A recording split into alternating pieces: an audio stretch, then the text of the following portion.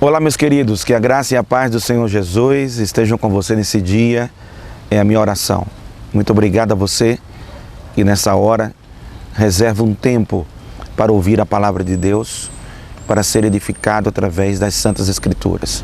Que Deus te abençoe, te guarde, te proteja e resplandeça sobre ti a luz da palavra, a luz de Cristo Jesus. Que venha sobre tua mente, que venha sobre o teu coração, te trazendo o discernimento necessário que você precisa para conduzir a sua vida, em nome de Jesus. Muito obrigado pelas suas orações, obrigado pela sua audiência, obrigado pela sua companhia. Que Deus te abençoe. Gente, estamos abrindo agora a sequência do quarto propósito de Deus para nossas vidas. Temos estudado, conversado, refletido sobre os diversos propósitos de Deus para a vida do ser humano. E entender o propósito de Deus nos ajuda a direcionar nossa vida, a conduzir nossa vida de maneira harmônica e equilibrada com os propósitos daquele que nos criou. O primeiro propósito que nós estudamos foi que nós fomos criados, planejados para agradar a Deus. Lembra disso? Foi o primeiro grande propósito que nós estudamos. Depois nós seguimos vendo que nós também fomos criados por Deus para fazer parte da família de Deus.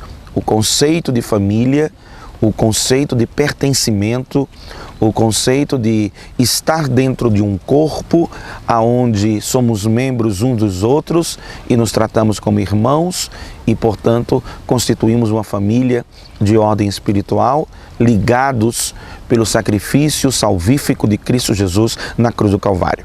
Vimos isso. Por último, nós estamos vendo, estudando, que nós somos criados e planejados para sermos semelhantes a Cristo Jesus. Sermos imitadores de Cristo, sermos pessoas que refletem Cristo Jesus na nossa conduta, na nossa forma de agir, de pensar, de falar, em tudo que estamos desenvolvendo no nosso dia a dia. E agora, nós abrimos o quarto propósito, criado por Deus, a partir do estudo das Escrituras, da Bíblia Sagrada, é possível perceber todas essas lições que nós estamos compartilhando com vocês. E agora eu abro para vocês uma quarta sequência, aonde você foi moldado, formado, Deus criou você para servir a Deus. Você foi moldado para servir a Deus. Este é o tema que nós vamos dar sequência agora. Eu vou ler para você Efésios capítulo 2, versículo 10 e também vou ler Evangelho segundo São João, capítulo 17 e o versículo 4. Vou ler esses dois versículos. Olha o que diz a palavra. Foi o próprio Deus quem fez de nós o que somos e nos deu uma vida nova da parte de Cristo Jesus. E muitos séculos atrás, Ele planejou que gastássemos essa vida em auxiliar os outros. É a leitura da palavra de Efésios, capítulo 2, versículo 10. Em João 17,4 diz: eu te glorifiquei na terra. Essa é uma palavra que Jesus está dizendo, Jesus está falando na sua oração em que Ele fala com o Pai. Ele diz: eu te glorifiquei na terra, pois concluí até o último detalhe o que me desses para fazer. Ou seja, Ele está se referindo à missão que Ele recebeu por parte do Pai. Ele, Cristo Jesus, veio e cumpriu aqui na terra. Com isso, eu começo enfatizando que você foi posto neste mundo para trazer, para fazer uma contribuição. A nossa vida, ela não se resume em nós mesmos, ela não se resume no atendimento das nossas necessidades e desejos. A nossa vida vai muito além disso. E uma coisa que você tem que compreender dentro dos propósitos de Deus para a sua vida é que você foi criado por Deus, moldado por Deus para servir e, portanto, trazer a sua contribuição. Você trazer o seu aporte, aquilo que você vai oferecer, aquilo que você vai dar, aquilo que você vai entregar, aquilo que você vai fazer em favor da vida das outras pessoas. Nossa vida é um sacrifício vivo, santo, agradável a Deus. É um culto racional. Um culto que oferecemos a Deus sabendo o que estamos fazendo. E a nossa existência como um todo, ela traz para nós a compreensão que tudo que você recebe, que eu recebo, que nós temos, não é para atender a um sentimento egoísta, a um sentimento medíocre, pequeno, a um sentimento que só pensa em si próprio. Não é.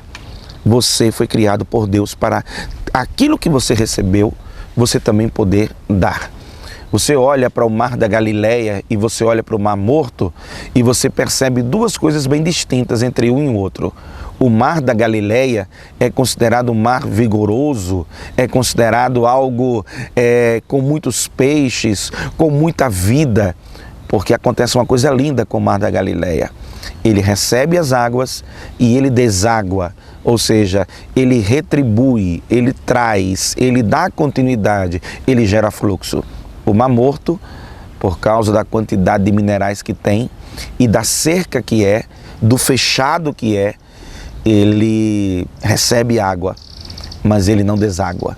E aí nos ajuda a pensar sobre a vida de muita gente que acaba morrendo porque recebe de Deus vida, fôlego, inteligência, oportunidades, portas que se abrem, condições que lhe são dadas, mas não consegue perceber que o que você está recebendo é para desaguar, é para fluir, é para retribuir, é para dar continuidade, ajudar mais alguém, e não apenas você.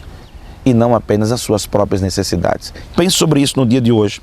Você foi salvo por Deus para desenvolver o ministério. E a palavra ministério e serviço são duas palavras que estão intimamente ligadas. Os ministros eram uma categoria de servos que trabalhavam em navios, remando lá embaixo. Eram chamados ministros. Esses ministros eram servos, escravos, que trabalhavam nas galéis, trabalhavam nos grandes navios, puxando aqueles remos. A palavra servo e a palavra ministro estão intimamente ligados. Ministro não é simplesmente um posto, não é simplesmente um status que é dado para alguém, mas ministro é uma atitude, é uma função, é uma dedicação a algo que você precisa desempenhar. Ministério é a prática do serviço. Ministério é a prática de fazer algo em favor das outras pessoas. Deus lhe deu o que lhe deu, não apenas para que se resuma em você. Você é abençoado? Sim. Você é beneficiado? Também. Você é edificado? Com certeza. Mas não se resume em você. Tudo que você recebeu, para pensar sobre isso agora. Não se resume em você. A graça salvadora, o perdão dos seus pecados, a nova vida em Cristo Jesus, não é para que você se torne uma pessoa egocêntrica e se volte apenas para você, mas é para que você, ao receber essa boa dádiva, compartilhe com as outras pessoas. É por isso que você faz parte de um corpo. É por isso que você faz parte de uma igreja. É por isso que você faz parte de uma comunidade, para que você possa servir a essa comunidade. Essa é uma das grandes razões porque a igreja existe. É para que ali, na igreja, você possa manifestar os dons e serviços que você recebeu da parte de Deus, para ajudar as pessoas. Se você mantiver uma mente pequena, uma mente medíocre, uma mente egocêntrica, você só vai querer ir para o culto, ir para a igreja para receber.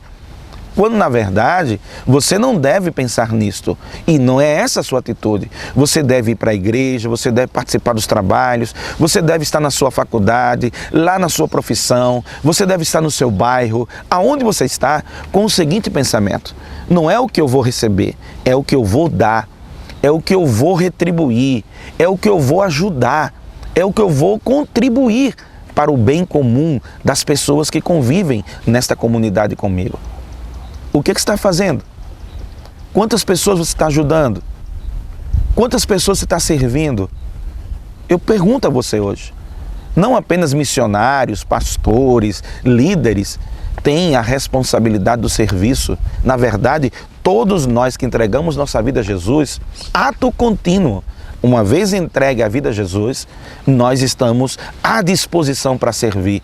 Recebemos uma dádiva, não somos merecedores dela, e o mínimo que podemos fazer é retribuir servindo outras pessoas, ajudando outras pessoas a conhecerem a verdade do Evangelho, a terem uma vida melhor, a terem uma vida equilibrada, harmônica. Você foi chamado para servir. É isso que você tem que entender isso hoje. A quem você está servindo? A quantas pessoas você está ajudando? Pense sobre isso agora, em nome do Senhor Jesus. Eu preciso lhe dizer isso. Você nunca perguntou a Deus por que é que Deus simplesmente, depois que você se encontra com Ele, recebe a graça salvadora, o perdão dos seus pecados, a nova vida em Cristo Jesus, você já se perguntou por que é que simplesmente Deus não vai e lhe traz para Ele? Encerra a sua temporada aqui na terra e lhe traz para perto dele. Por que é que Deus simplesmente, depois que você entrega a sua vida a Ele, Ele não simplesmente diz, então pronto, então agora eu vou te trazer para perto de mim, eu vou te trazer para você morar comigo agora no céu e você vai deixar essa terra agora? Por que é que Ele não faz isso? Você já parou para pensar isso?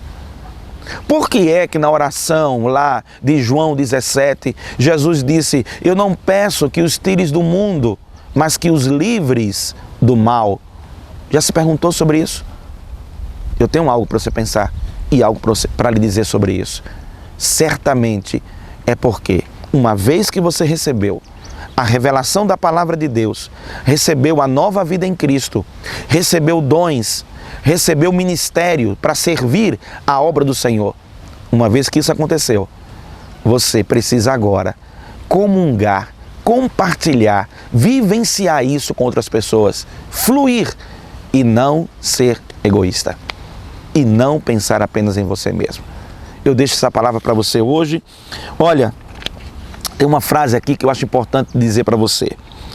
Se não sinto amor pelos outros, se eu não sinto amor pelos outros, nem o desejo de ajudar as pessoas, e eu me preocupo apenas com minhas necessidades, eu vou dizer para você uma coisa. Você deve questionar se de fato e de verdade sua vida está em Cristo Jesus.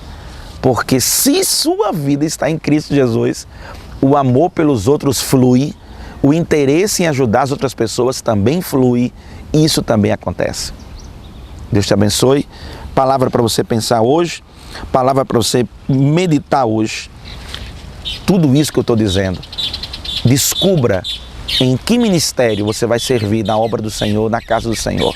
Mas não seja um assistente, um espectador, alguém que fica só observando. Não foi para isso que Deus te chamou. Deus te chamou para trazer a tua contribuição, para ajudar, para viver em comunidade, para viver como corpo de Cristo. A obra de Deus, o reino de Deus, precisa do seu envolvimento, porque ele é importante, porque ele reflete o próprio amor de Deus naquilo que está fazendo. A busca do conhecimento pelo conhecimento não vai te trazer nada, apenas frustração. O conhecimento que você adquire é para agir, a sabedoria que você adquire é para viver, a maturidade que você adquire é para servir, e não para se bajular, pabular, engodar, nada disso. É para que você possa ajudar as outras pessoas e servi-las. Que Deus te abençoe. Vou deixar aqui para você a seguinte reflexão. Um tema para você pensar hoje. Servir não é uma opção. Servir é uma consequência de uma vida que tem Cristo Jesus. Guarde isso para você. Efésios 2:10, na Nova Versão Internacional diz: somos criação de Deus, realizada em Cristo Jesus para fazermos boas obras, as quais Deus preparou antes para nós as praticarmos. Uma pergunta para você meditar hoje. O que está me impedindo de aceitar o chamado de Deus para servi-lo? O que é que está fazendo com que você não sirva ao Senhor? Eu te convoco hoje. Sirva a Deus com tudo que está ao seu alcance, com tudo que Deus tem colocado na sua vida. Sirva a Deus através dos seus irmãos, através da igreja que você se congrega, através da comunidade que você compartilha, através da sua vivência. E eu vou deixar um pensamento que eu li aqui que eu achei fantástico. Ele diz: se você não está envolvido em algum serviço ou ministério, que desculpa você tem dado? essa reflexão tem perguntado isso. Qual é a desculpa que você tem dado para não se envolver em algum serviço, em algum ministério? Aí a reflexão continua dizendo: Abraão era velho, Jacó era inseguro, Lia não tinha atrativos, José foi maltratado, Moisés gaguejava, Gideão era pobre, Sansão era codependente, Raabe era imoral, Davi teve um amante e todo tipo de problemas familiares, Elias tinha tendência suicida, Jeremias era depressivo, Jonas era relutante, Noemi era viúva, João Batista era no mínimo excêntrico, Pedro era impulsivo e temperamental, Marta se preocupava demais, a samaritana teve vários casamentos fracassados, Zaqueu era indesejado, Tomé tinha dúvidas, Paulo tinha saúde fraca e Timóteo era tímido. Aí está, uma boa variedade de pessoas desajustadas, mas Deus usou cada uma delas na sua obra. Ele também vai usar você, se você parar de se desculpar, parar de apresentar desculpas. Sirva ao Senhor com alegria. Você foi chamado para servir. Deus te abençoe e vou orar com você. Pai amado, nesse dia eu te peço que o teu Santo Espírito nos ajude a termos a atitude correta, a atitude que reflita o amor, a bênção que recebemos da tua salvação, a nova vida que temos em ti, que reflita o serviço, que estejamos prontos para servir, dispostos para servir, interessados em servir, no nome de Jesus. Amém. Gente, por hoje é só. Até o próximo encontro. Pai do Senhor Jesus. Deus te abençoe.